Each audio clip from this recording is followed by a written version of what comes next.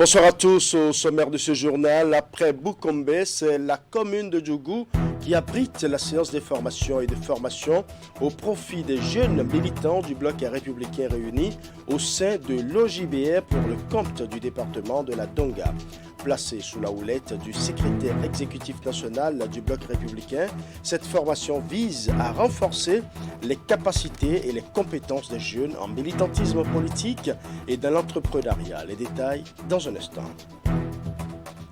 Nous parlerons également du plan d'investissement extérieur dont l'étude sur l'opérationnalisation a été présentée ce mardi. C'est une activité du ministère en charge des Finances soutenue par l'Union européenne dont l'objectif est de renforcer les instruments de mobilisation des ressources au profit du programme d'action du gouvernement Acte 2. Il s'agit pour les organisateurs de permettre aux parties prenantes d'avoir une idée approfondie des résultats de l'étude. Nous parlerons également de l'identification des espaces pastoraux qui fait aujourd'hui objet d'information et de plaidoyer dans les communes.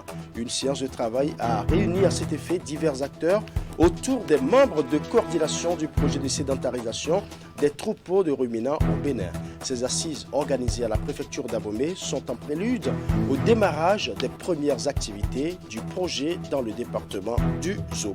Voilà pour les titres. Mesdames et messieurs, à nouveau, bonsoir. Les jeunes de la Donga à l'école du militantisme à l'ère de la réforme du système partisan. Il s'agit des jeunes de l'OJBR qui s'imprègnent des réalités du système partisan, mais aussi l'état des lieux et les perspectives pour les opportunités d'emploi sous le régime de la rupture. C'est une tournée initiée par les responsables du bloc républicain pour renforcer le militantisme à la base au sein des différents démembrements du parti. La rencontre est placée sous la houlette du secrétaire exécutif national du bloc républicain. Reportage. Face à ces militants sympathisants du bloc républicain de la Donga, mobilisés dans cette salle de la Maison des Jeunes de Djougou, l'honorable Nouhoum Bida, coordonnateur de l'organisation de la jeunesse du bloc républicain OJBR, entouré pour la circonstance du secrétaire exécutif national du parti du cheval gagnant et bien d'autres membres du bureau politique, le porte-flambeau de cette organisation de la jeunesse du bloc républicain va sensibiliser ces jeunes hommes et femmes sur les thèmes qui renforcent l'engagement militant. Sans l'information, sans la sensibilisation, sans la compréhension, on ne saurait rien réussir. C'est pour ça que les responsables au plus haut niveau, en prenant à cœur la question des jeunes, la question des femmes, ont voulu que nous jeunes, nous gardions ce parti. Et le thème, il est clair.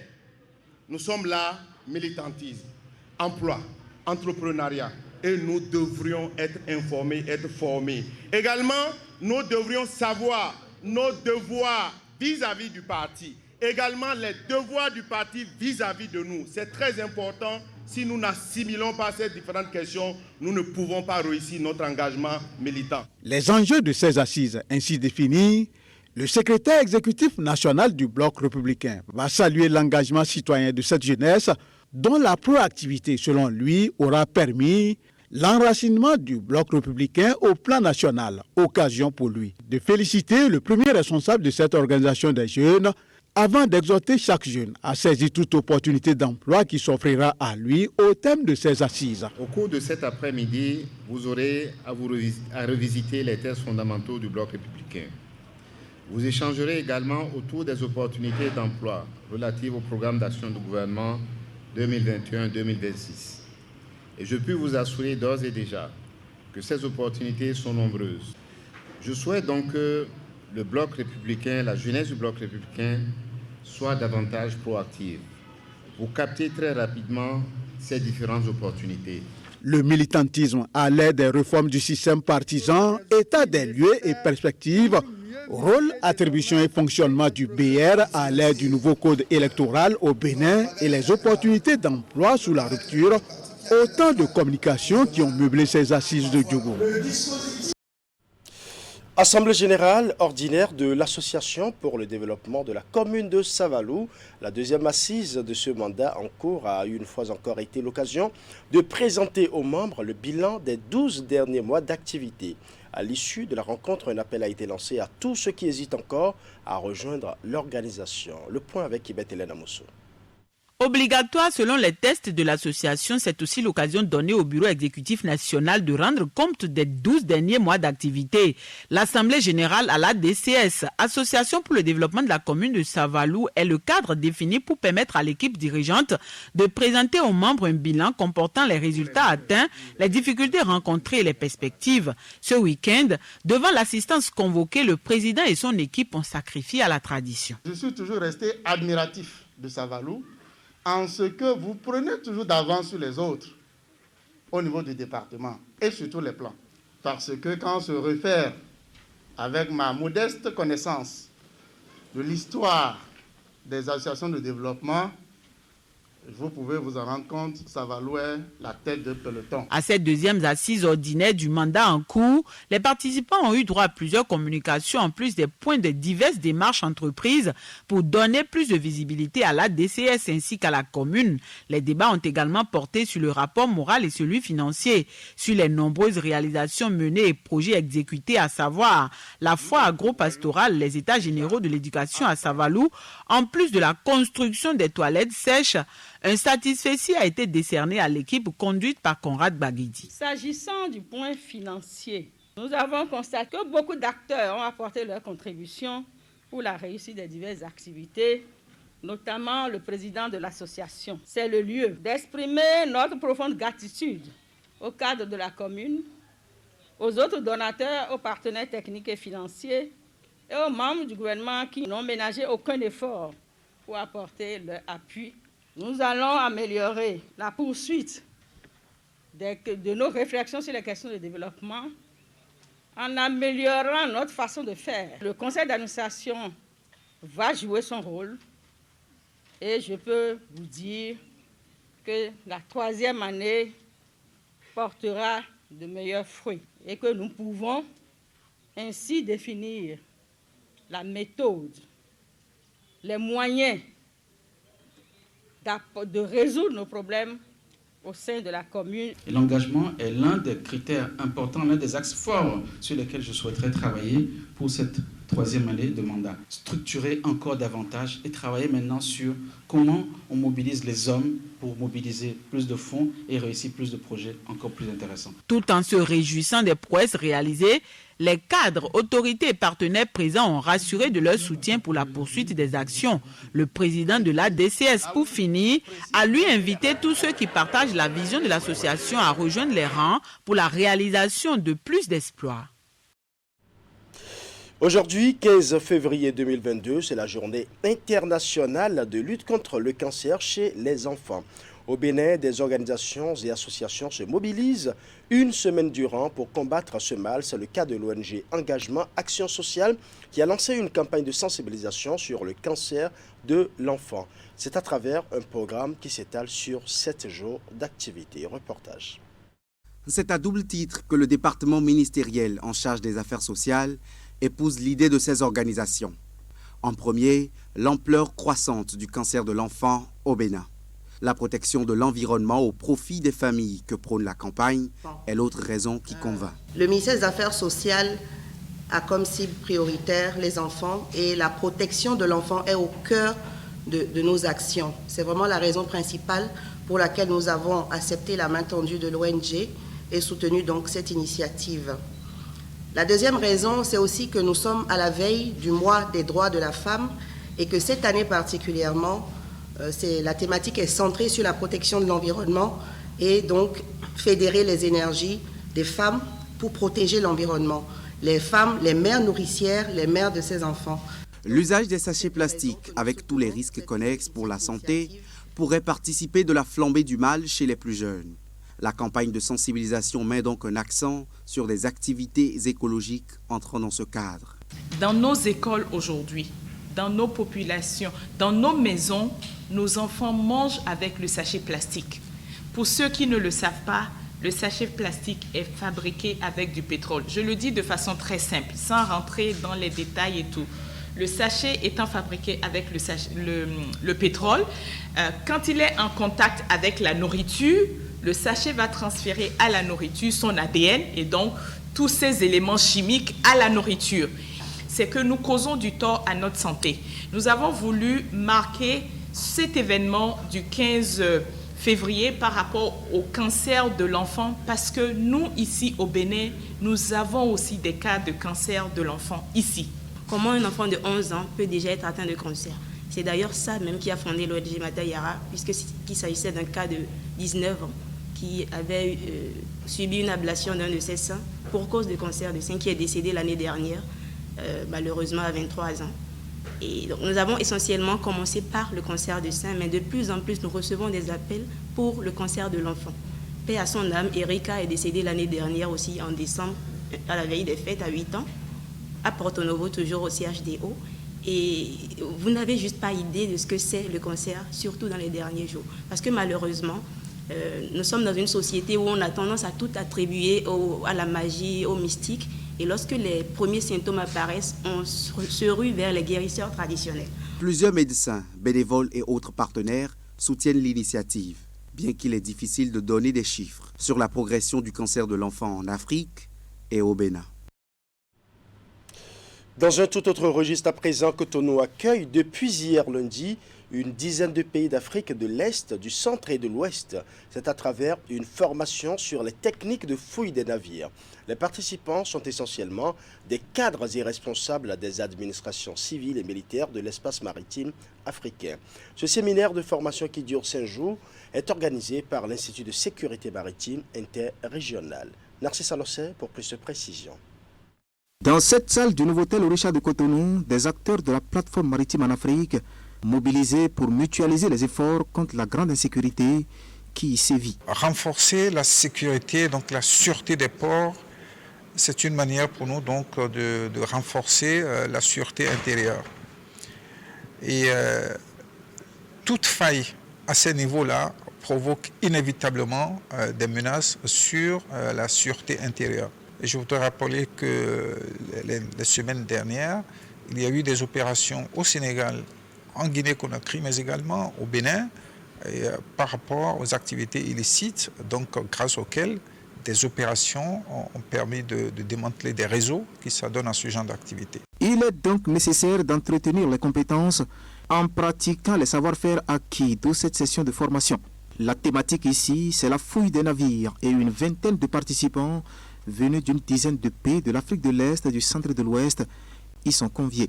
5 jours durant, ils seront mis au contact des techniques indispensables pour cet exercice. Au cours théorique seront ajoutées des mises en situation réelles d'entraînement sur le terrain. La fouille d'un navire, par ailleurs, ne s'improvise pas, surtout en mer. Ceux d'entre vous qui l'ont déjà pratiqué le savaient bien.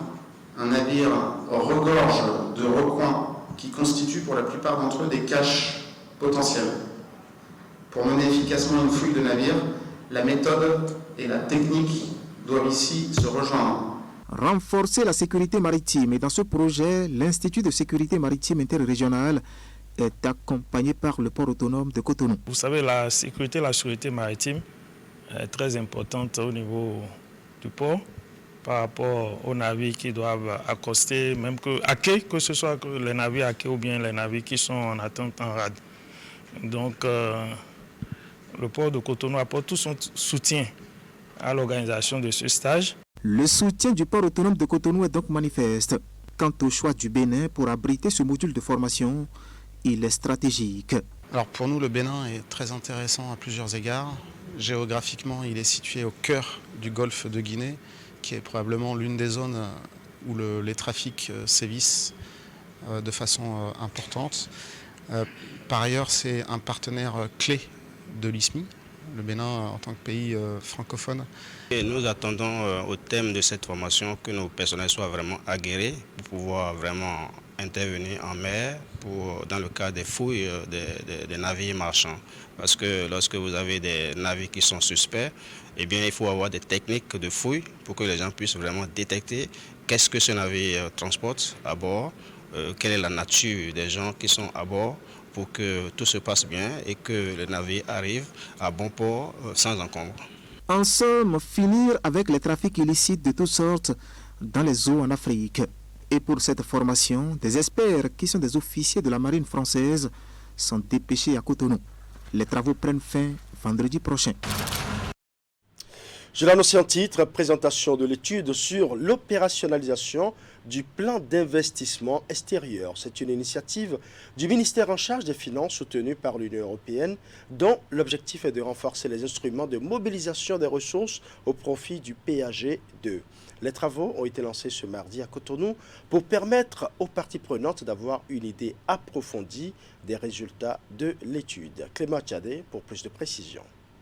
C'est un atelier qui se penche sur comment mobiliser davantage les ressources et acteurs de développement au profit du financement du programme d'action du gouvernement deuxième génération. Et pour mieux s'y lancer avec efficacité, le ministère de l'économie et des finances et la délégation de l'Union européenne au Bénin se retrouvent ici à Cotonou pour s'imprégner du contenu de l'étude réalisée en amont sur l'opérationnalisation du plan d'investissement extérieur PIE qui se présente suivant 3 piliers. Le premier pilier, c'est un pilier d'investissement. Là, on va retrouver la plupart des fonds qui sont visés aux investissements de projets, avec la participation de banques de développement et d'autres capitaux aussi, des capitaux privés. Le pilier 2, c'est un pilier d'assistance technique qui permet à développer une pipeline de projets prioritaires. Et le pilier 3, c'est un pilier d'engagement de toutes les parties prenantes, mais des parties prenantes privées et publiques, pour établir un dialogue et pour un peu travailler sur le climat d'affaires de manière plus globale. C'est donc dans ce cadre que se tient le présent atelier, qui est consécutif à l'étude lancée par le comité. Il s'agit donc de nous informer davantage sur le plan d'investissement extérieur et de suivre les conclusions préliminaires de l'étude entamée en vue de son opérationnalisation. La coopération entre le Bénin et l'Union européenne ces dernières années a favorisé une bonne mobilisation des ressources de financement. Les deux parties veulent continuer dans la même lancée et surtout améliorer davantage les performances à travers l'opérationnalisation du plan d'investissement extérieur. Une stratégie pour accroître les projets et réformes visant le développement économique du pays. Ceci à travers le suivi du dialogue sur les politiques publiques. D'où ce nouvel instrument de mobilisation qu'est le PIE, réjouit le représentant du ministre d'État chargé de l'économie et des finances. Le plan d'investissement extérieur de l'Union européenne apparaît comme une importante piste tant pour le financement des projets phares du gouvernement que pour l'amélioration du climat favorable aux partenariats publics-privés et aux affaires. Cet instrument mobilise également plusieurs acteurs, notamment les institutions de financement du développement du secteur privé et l'État, afin donc de mieux anticiper sur les opportunités de cet instrument financier. Le ministre d'État a mis en place, par arrêté ministériel, un comité technique paritaire qui a pour mission principale de mettre en œuvre toutes les actions pouvant concourir à l'opérationnalisation de cet instrument dans notre pays. C'est ainsi parti pour une intense journée de présentation du plan d'investissement extérieur et surtout de réflexions devant aboutir à son amélioration. Les experts commis à la tâche auront donc à échanger avec les différentes parties prenantes pour plus d'impact sur la mobilisation des ressources de financement de l'économie nationale. Nous allons à présent parler d'une série de formations dédiées aux petites et moyennes entreprises sur les services de préparation à l'exportation. Organisée du 15 février au 4 mars 2022, l'activité vise à outiller les femmes chefs d'entreprise du Bénin sur le commerce international. La cérémonie de lancement des formations s'est déroulée ce mardi à la Chambre de commerce et d'industrie du Bénin. Reportage. Les femmes entrepreneurs à l'école des techniques et procédures d'exportation. Il s'agit ici d'un projet né de la volonté commune de la Chambre de commerce et d'industrie du Bénin et de son partenaire TFO Canada. Son objectif, renforcer les capacités des femmes entrepreneurs et exportatrices des micro, petites et moyennes entreprises dans le domaine du commerce international. Les femmes jouent un rôle clé dans le commerce au Bénin et sont essentielles au succès du pays dans l'exploitation de son potentiel commercial. Elles apportent une contribution majeure au commerce en participant à la production de biens échangeables en tant que commerçantes transfrontalières, commerçantes tout simplement, et en tant que gérantes propriétaires d'entreprises impliquées dans le commerce. Dénommé les femmes dans le commerce pour une croissance inclusive durable, le projet s'intéresse au secteur présentant des opportunités de création d'emplois favorables aux femmes, notamment l'agroalimentaire et l'éthique. En rehaussant les standards de vos produits, en développant de nouveaux partenariats et des échanges de savoir-faire, de technologies et d'expériences, en valorisant les capacités endogènes et en faisant connaître les avantages comparatifs locaux, la promotion des exportations est l'une des voies les plus sûres pour encourager l'excellence et accélérer le développement d'un pays. Et quand on accorde une place de choix aux femmes, on peut être certain des effets multiplicateurs, que l'action menée seront décuplées. Le Canada, encore une fois, sera heureuse d'accueillir vos produits lorsque vous aurez appris comment intégrer ces circuits internationaux. 3 semaines durant, 112 petites et moyennes entreprises, dont 86 dirigées par des femmes, membres des associations des femmes et des groupements professionnels des secteurs visés par le projet, vont bénéficier des enseignements sur le commerce international. Alors à présent, dans le département du Koufo, pour annoncer la remise officielle de 495 téléphones portables à 50 groupes d'épargne. C'est une initiative de plan international Bénin qui s'inscrit dans le cadre de la mise en œuvre du projet digitalisation et e-banking. C'est une initiative démarrée il y a 9 mois en vue de renforcer la résilience socio-économique des associations de jeunes pour l'épargne et le crédit. Hélène Moussou pour plus de précisions. 495 téléphones portables offerts par Plan International Bénin. Les appareils ont été remis à 50 groupes d'épargne de jeunes des communes de Dogbo et de Koulekamé. Le geste intervient dans le cadre de la mise en œuvre du projet digitalisation et e-banking. Démarré il y a 9 mois, il a permis d'assurer la résilience socio-économique des membres des associations de jeunes pour l'épargne et le crédit AGEC face aux effets de la pandémie de la Covid-19. Elles ont demandé des téléphones complémentaires. Nous avons alors fait le point et nous avons acquis 495 téléphones pour un montant d'environ 6 millions. Et les comités de pilotage qui existent dans chaque commune, Dogbo et Koulekamé, nous ont déjà indiqué comment ils entendent répartir ces téléphones dans les groupes pour ne pas créer des problèmes de jalousie. Avec les téléphones aujourd'hui, ils pourront, de leur position, continuer leurs activités sans aucun risque. C'est vraiment louable. Ce lot d'appareils distribués porte à 1050 le nombre total de téléphones donnés par l'organisation à ces groupes d'épargne de jeunes pendant l'exécution du projet. En plus de ces activités de dons, les bénéficiaires ont également eu droit à plusieurs sessions de formation sur les tests et les techniques d'utilisation des téléphones. Des centres de transfert ont été mis en place et ont été équipés. L'organisation a aussi initié des séances de renforcement de capacité en éducation financière à l'endroit de 1200 jeunes cibles. Mais nous avons eu également des résultats inattendus, monsieur le préfet, puisque nous étions loin de comprendre que beaucoup parmi elles n'avaient pas de pièce d'état civil. Et si vous n'avez pas de pièce d'état civil, c'est que vous ne pouvez pas aller solliciter les cartes SIM, vous ne pouvez pas être enregistré. Ce que nous avons réussi à faire grâce à votre concours, grâce à votre leadership. Et donc ce projet est bénéfique pour nous et pour la communauté. Ces activités que vous menez, non seulement vous permettent de vous retrouver, mais elles vous permettent aussi d'accompagner le mouvement au niveau de l'éducation, au niveau et à d'autres niveaux. Je trouve le projet éminemment important pour nous. C'est vrai, le projet est en train de prendre fin. C'est aussi vrai qu'il pourrait être possible que l'on voit plus loin, non seulement au niveau communal, ou départemental, on doit réfléchir. Donc, je voudrais suggérer que l'on puisse revoir les choses pour aller vers un grand nombre donc, de femmes. Et c'est une suggestion, c'est encore une dénonce que j'adresse à notre partenaire privilégié international Bénin.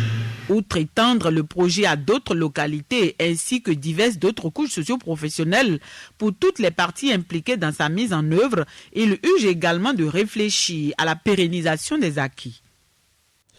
Séance d'information et de plaidoyer pour l'identification des espaces pastoraux dans les communes. La rencontre a regroupé à la préfecture d'Abomey divers acteurs autour des membres de coordination du projet de sédentarisation des troupeaux de ruminants au Bénin Procer. Les assises sont organisées en prélude au démarrage des premières activités du projet dans le département du Zou. Suivant.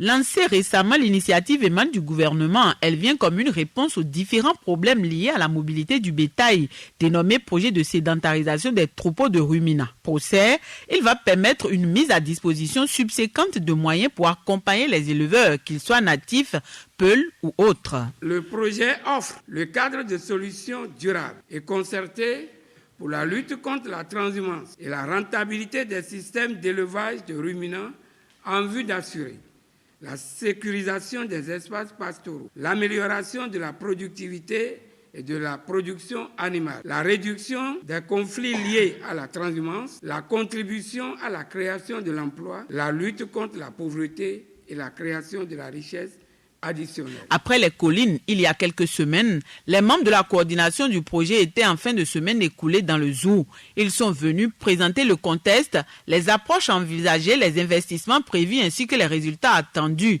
La démarche est soutenue par le préfet. La séance de l'équipe du procès, avec divers acteurs invités, tient lieu de cadre d'information et de plaidoyer pour l'identification des espaces pastoraux dans les communes, ceci en lien avec les schémas directeurs d'aménagement communal. Désormais, nous aurons à descendre dans les communes, à sécuriser les espaces, mener des activités intenses de production de fourrage, d'amélioration de la capacité d'abreuvement des troupeaux pour permettre aux communautés d'éleveurs de limiter leurs mouvements. Et ce faisant, c'est la paix que nous allons renforcer à travers la limitation, la réduction sensible des scènes de violence, les conflits qui opposent agriculteurs et éleveurs. Et le foncier, c'est le premier substrat sur lequel il convient de porter l'attention lorsqu'on veut faire un investissement durable. Cette séance me paraît très importante. Il faut que tous les acteurs puissent de façon participative accompagner la résolution du problème de l'élevage chez nous, notamment le phénomène de la transhumance qui décourage tellement nos populations, notamment ceux qui pratiquent l'agriculture.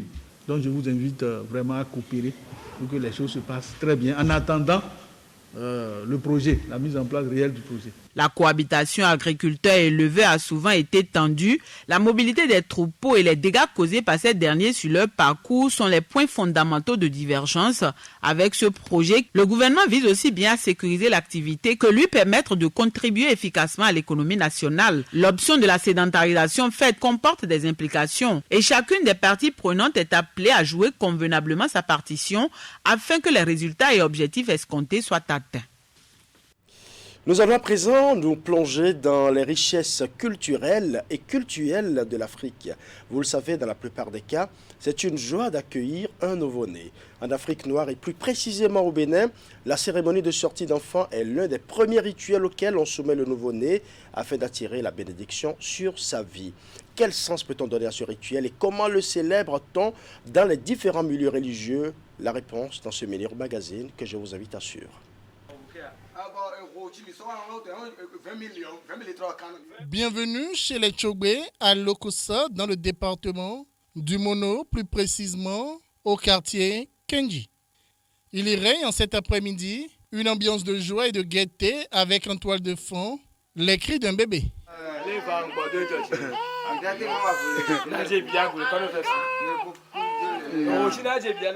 Venu au monde 7 jours plus tôt, ce bébé est la principale attraction sur la cour. Sous le regard de son père, sa mère et autres proches parents, il subit quelques rituels. Il s'agit de rituels dits de première sortie. Sa famille le présente ainsi à la communauté en célébrant ses premiers pas.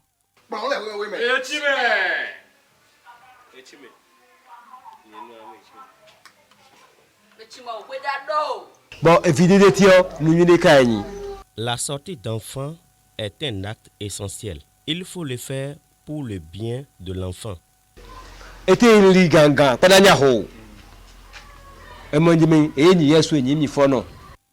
La sortie du nouveau-né est une pratique courante dans les familles au Bénin. Le contour et le déroulement de l'événement est souvent traditionnel et varie d'une famille d'une localité ou d'une région à une autre. Au dire des sages et notables rencontrés durant notre tournage, l'acte permet de confier le nouveau-né à ses aïeux dans la tradition de ses ancêtres. La cérémonie de sortie du nouveau-né est symbole de purification, la présentation officielle et l'intégration du nouvel homme aux membres de la communauté dans laquelle il a vu le jour. La Cotaméon. Suivant notre tradition, cette cérémonie est une nécessité. L'enfant doit passer par là.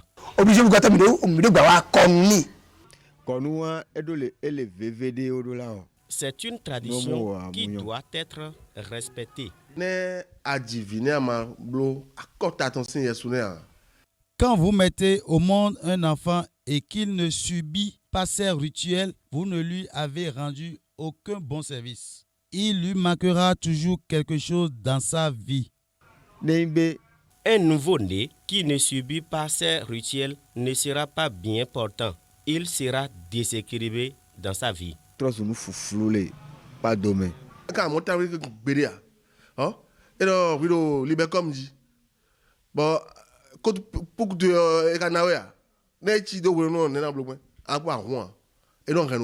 La sortie d'enfant est un baptême traditionnel par lequel l'enfant est présenté au Dieu tutélaire, à son lignage et la communauté tout entière. Cette cérémonie de sortie du nouveau-né se modernise, mieux, s'occidentalise sous le sceau des religions venues d'ailleurs. La cérémonie de sortie d'enfant, c'est d'abord un acte de reconnaissance à Dieu. La cérémonie de sortie d'enfant, je crois que c'est d'abord une question culturelle. Et c'est dans nos cultures que cela existe.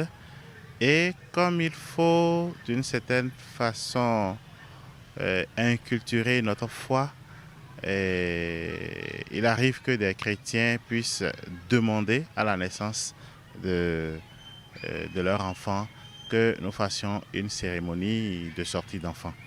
Mais en général, c'est tout simplement symbolique. Ce n'est pas de la même façon que cela se fait dans les familles. Un enfant qui vient au monde doit avoir un nom. Il faut juste savoir choisir le nom qu'il faut suivant les prescriptions divines.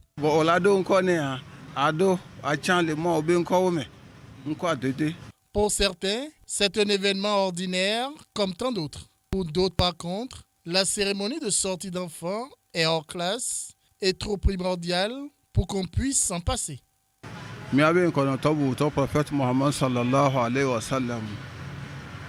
Le prophète nous enseigne qu'il faut toujours choisir un bon prénom.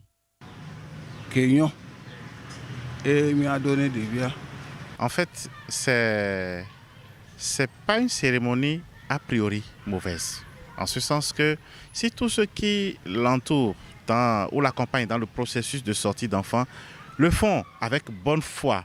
À chaque temps, ses mœurs et à chaque religion, ses pratiques et réalités. Musulmans, chrétiens et animistes ont leur façon de dérouler ce rituel. Nous, dans les assemblées de Dieu, si l'enfant alors quand même a un peu de force ou bien les parents sont prêts, à tout moment, on présente l'enfant à Dieu dans la simplicité et on n'exige rien à personne et puis chacun alors fait la chose dans un contexte de joie et de reconnaissance à Dieu. Nous, en tant que chrétiens catholiques, nous essayons de donner juste le sens symbolique à la chose. On est libre. La Bible n'impose à personne une manière ou bien dans quelles conditions, qu'est-ce qu'il faut. Non. L'essentiel est que ceux qui ont eu l'enfant fassent preuve de reconnaissance à Dieu. Et nous essayons de suppléer à cette cérémonie culturelle en faisant comprendre qu'il n'y a rien à craindre, en bénissant la mère, en bénissant l'enfant qu'elle a obtenu par la grâce de Dieu, et les autorisant ainsi à sortir officiellement. Et après, cela se complète par le baptême qui fait de l'enfant qui vient de naître un enfant à part entière, un membre de l'Église. un enfant de Dieu. Une chose est sûre, tout le monde s'accorde à dire, comme Victor Hugo, que lorsqu'un enfant naît, le cercle de la famille applaudit à grands cris, quel que soit son ancrage dans la réalité sociale du milieu où on vit.